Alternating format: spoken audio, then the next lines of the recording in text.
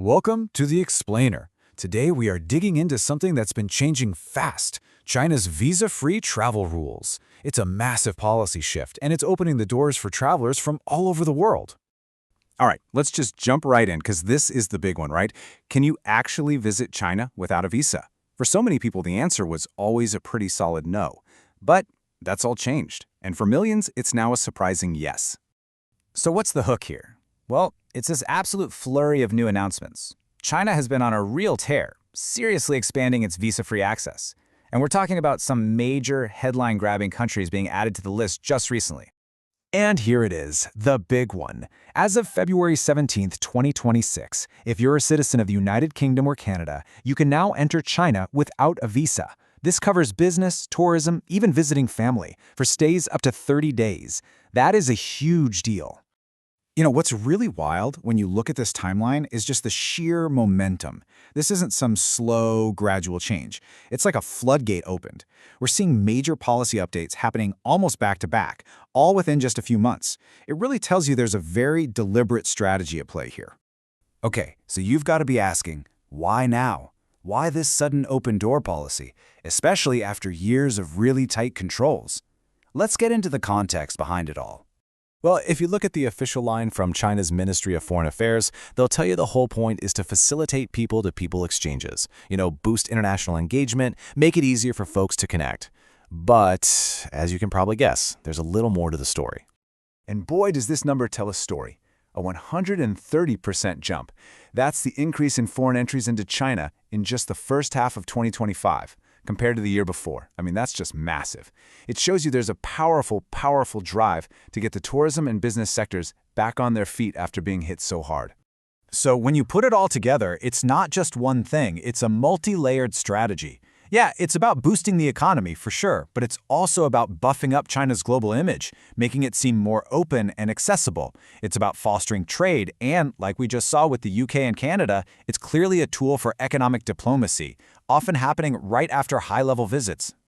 Okay, let's get down to the nitty-gritty. How does this actually work if you want to travel? There are basically two main ways you can get in under these new rules, and it's pretty important to understand the difference.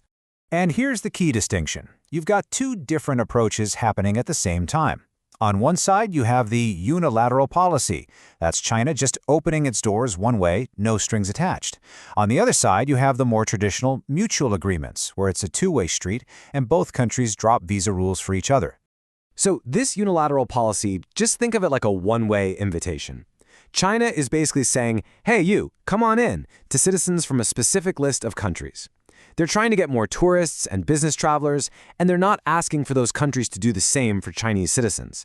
And this is the one that's been growing like crazy. Now, the mutual exemption, that's your standard run-of-the-mill diplomatic deal. It's a classic two-way street. China and another country agree to let each other's citizens visit visa-free. It's exactly what they have with places like Thailand, Singapore, and the UAE, and it just makes travel way easier for everyone, going in and both directions. All right, this is the part you've probably been waiting for. Let's get into the lists. Are you on the list? Who's actually eligible under these two different policies? So when you put both of those lists together, we're talking about a total of 79 countries. Citizens from 79 different places can now pop over to China for a short stay without needing a visa.